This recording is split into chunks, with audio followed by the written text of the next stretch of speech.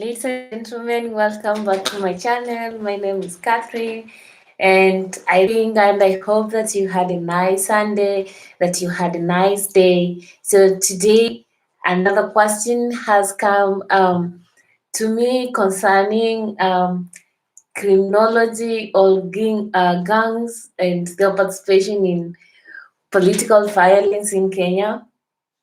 So it's a question on what is the connection or what is the relationship between criminal gangs, all vigilantes, all militias, and political violence in Kenya.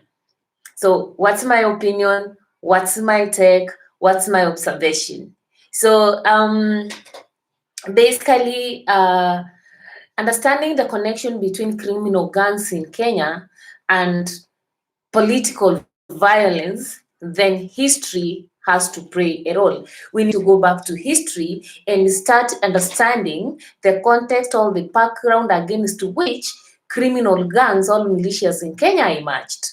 So it takes us back to the 1960s, the early 1960s, that after we gained independence and what transpired in the government of the day. So the history of criminal gangs in Kenya dates back to the KANU Youth Wingers, a state-sponsored, a pro-state group of young men who were used by the government of the time, or by the KANU regime, to oppress and suppress the political opponents of the regime. So it was a period that was marked with less political space. We didn't have multipartyism. It was marked with political assassinations, and anybody who stood against the government had to face then the really function of the KANU Youth Wingers. So as time went by, the country started agitating for political pluralism. There was the wave of democratization that had hit the country in the late 1980s. And during this particular time now, we see the opposition politicians also coming up with groups to counter the activities of the KANU Youth Wingers. So basically, it is an ideology that whenever there is one criminal group that is formed, there must be another one that is formed to counter the activities of the already existing one. So that's what transpired, that by 1980s, towards the end, we had opposition politicians in the country also forming up groups of young men and women who could also help in offering them security. And when you look at these militias, look at Mungiki, look at Jeshi la Embakasi, look at Jeshi la King'ori, look at Jeshi la Mse, look at Jeshi la Darajani, you look at Kaya Bombo, look at the 40 Platters, look at Atukujui, look at the Taliban. All these groups were formed by opposition leaders of the regime to counter the activities of the KANU Youth Wingers. And when you look at all these groups, they were ethnic based. And remember that mostly our politics in Kenya is along ethnicity, along ethnic lines. We tend to believe when the son of the soil is on power, then like the community is benefiting. Well, sometimes actually that's not the truth. So when you look at the way those criminal gangs or those vigilantes emerged, they emerged as a result of political repression, and there was already an existing pro-government militia wing that was actually doing a dirty work for the government of the time. So as time went by, then the regime cycle and the tradition or the culture of having militias partaking in election violence continued to intensify, evidence in the 1992 multi-party elections, and in 1997, the second multi-party election that the country had. So if you go back to history, you will realize that the activities of violent groups in the country were very much higher in 1996, 1997, up to 2000, than it was there before. Why? Because when we opened up the political space and the opposition could now have a voice to propagate their agenda and everything, they realized also that the government of today, or the regime of the day, was not ready to back down. And there was that usage of violence from both sides to acquire or consolidate power. So militias were used to select political rallies, intimidate political opponents, intimidate voters of political opponents, and so forth. So that was actually how neighborhood groups or vigilante groups in Nairobi and Kenya emerged as a result of the political need to acquire power, protection, and consolidation of power. But you realize that when we enter the new millennium, that is in the 2000, in 2002, then we have a total of 18 militia groups in the country. And these militia groups were banned now. So groups like Mungiki, Chingororo, the Karenjin Warriors, the Morans, the Taliban, all of them were banned. And we hope that now, because they have been banned, all is going to be okay. In 2002, we enter into elections, and for the first time, the Kanu regime is defeated. We have a new coalition. We have NAK, and Kibaki enters as the president of the Republic of Kenya. But again, you look between 2002 and 2005, two major things happen in Kenya's political space. We have the collapse of the NAK coalition. The memorandum of understanding is not honored by one party of the coalition, and at the same time, Kenya goes into a political referendum, and there's a division in the government, and one group leads no, and the other one leads yes. Eventually, the no group wins, and the president of the time has to retaliate. And in retaliation, some people are fired. And what we see from the government, what we see in the country is rise of political temperatures. The way we see right now, political temperatures are rising in the country. We see early political campaigns with some identities from the referendum emerging to be political parties. That's how we have, for example, a party like ODM being born, the Orange Democratic Movement. So we start early campaigns in the country, and between 2005 and 2007, we see a heated debate of politics of ethnicity, politics of tyranny, and what we see is the emergence of militia groups and emergence of new militia groups. So the groups, the 18 groups that were banned in 2002, we see them again start resurfacing. And we even see new groups like Gaza now coming up in 2006. Why? We are entering the electioneering period. All this time, these groups have been silent. But we are entering an electioneering period, and we see these groups start emerging. Criminality, attack, and disruption of political rallies, demonstrations, and blockage of politicians' convoys and campaign convoys is evident over the country. And when we enter in 2007 election, what we witness later is the post-election violence as an aftermath. And work reports clearly demonstrates to us that all these groups participated in unleashing violence. So the question is, who sent these young men and women in these groups to unleash violence? Which criteria do they use to unleash violence to the people? It's all about politicians. These are groups that are well connected, I believe, with the political actors in the country. They know who they're supposed to target depending on who has paid them or who has sent them to do the dirty job. So we finished the 2007-2008 post-election violence. The work report comes out. the country, we enter into the NARA, that is the National Reconciliation, whatever, and we see like, okay, the country has started healing. We have the new constitution in 2010, and again in 2011. Actually, before we even enter into 2011, in 2010 again, we see that the number of militia groups in the country have increased from 18 to 33, and the Prevention of Organized Crime Act is passed, and 33 of these violent groups are banned as illegal in the country.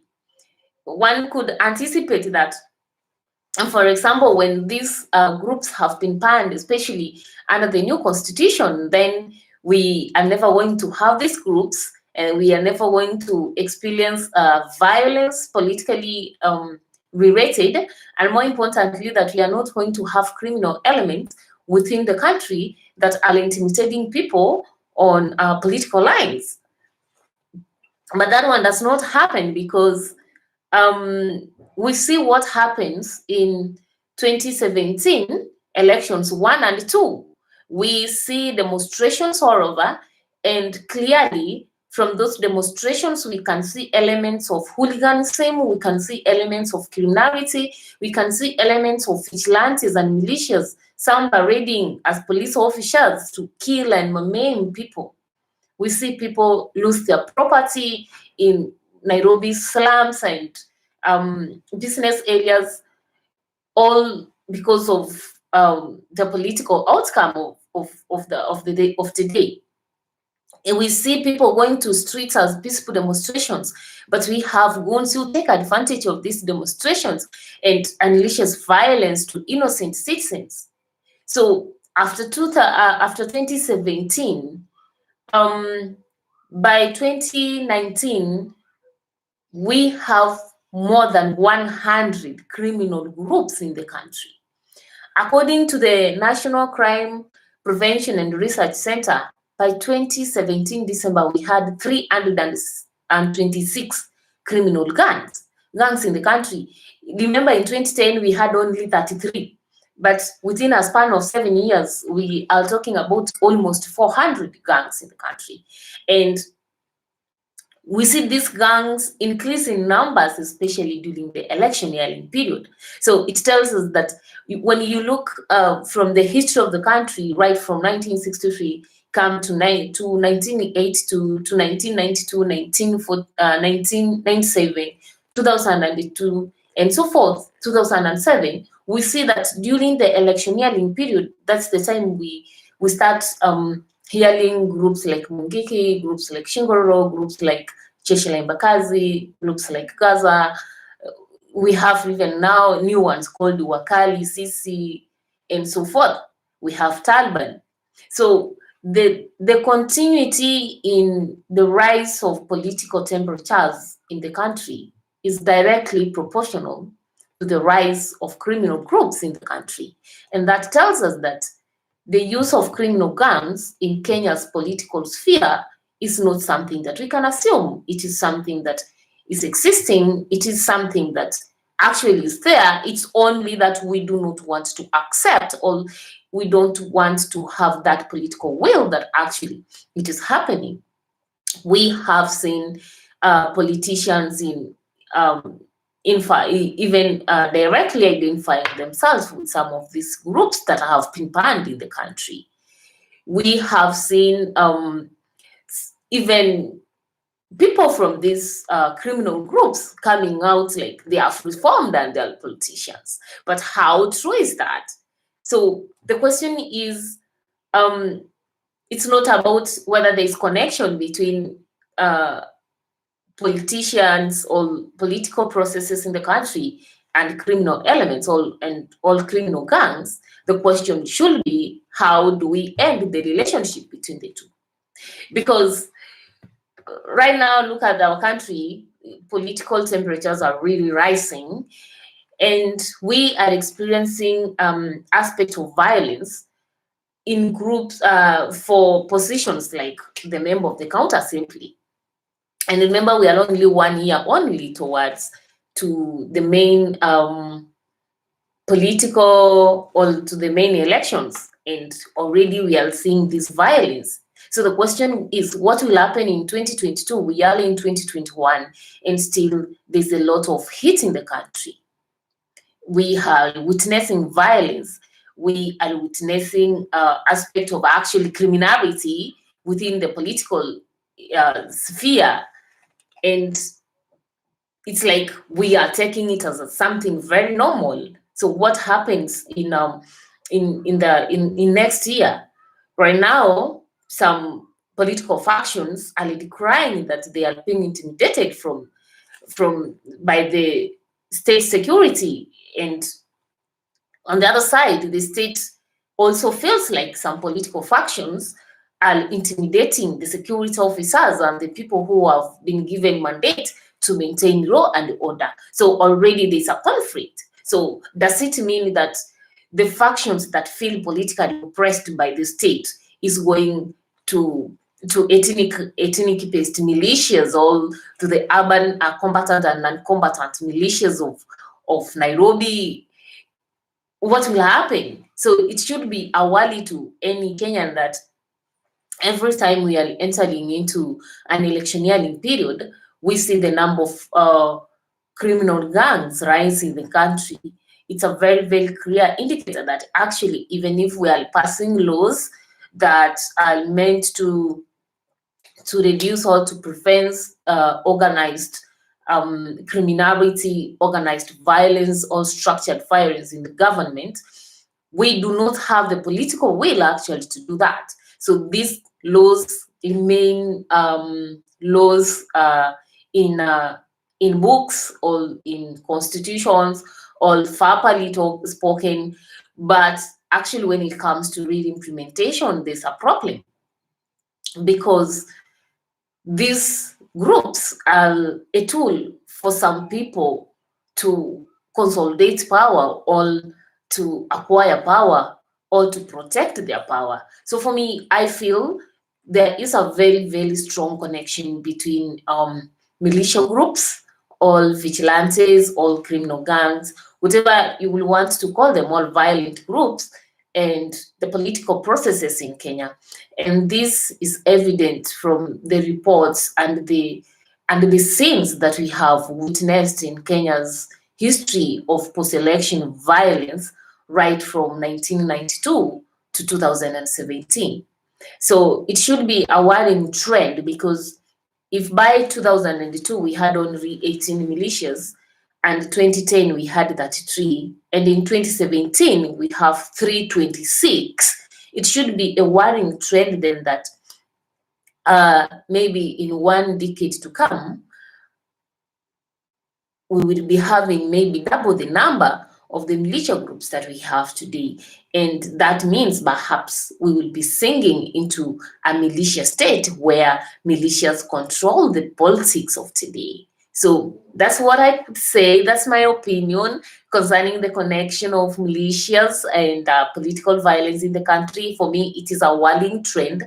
It's a trend that needs the attention of not only the civil society, the public, and people who really are concerned about the security of the country. But it is a worrying trend that I feel that should be of concern even to the international community, because the more the political temperatures in the country are rising, the more people tend to remember about the 2007 and 2008 post-election violence. And there is aspects of bitterness, there are aspects of revenge, and there are aspects that maybe there are some people who the post-election violence got off guard, and maybe the 2017 they never anticipated it, but they will not take chances with 2022. So such are possibilities that we need to explore and see how will then be 2022. What role me and you will play to make sure that we do not have post-election violence, and what can be done to ensure that the political elite and the political class of the country does not drag the country into the hands of dogs, and we do not end into violence, and more importantly, that criminal gangs are not used in unleashing violence to the presupposed political enemies. So it is your responsibility to remember that all these politicians are friends and they remain in the same class until the electioneering period. That is the time they come to remind you that we come from the same tribe. That is the time they come to remind you that actually you need a better road. That is the time they come to remind you that actually you need employment, you need empowerment. So don't fall so easily and remember and forget your neighbor who you have been together for the last 4 years or for the last 3 years, and take in the propaganda that maybe the politicians are propagating. And more importantly is, as young men and women, let's stay safe and make sure that we are not used to unleash violence to people who are tagged as enemies in politics, because in politics there's no permanent enemies and there are no permanent friends. Today we are enemies, tomorrow we are friends, and that is the dynamic nature of politics. And to the Ministry of Interior and to the bodies that are concerned with ensuring security in the country, it is a call for heightened crackdown on militia groups, especially because we are heading to the electioneering period. And history has taught us that whenever we are going to the electioneering period, or whenever we are going to the election here, we find that the number of militias in the countries start rising, other new ones emerge. So what are we going to do to make sure that actually this time round, all in 2022, we don't witness the use of criminal gangs in unleashing political violence in the country? Thank you so much.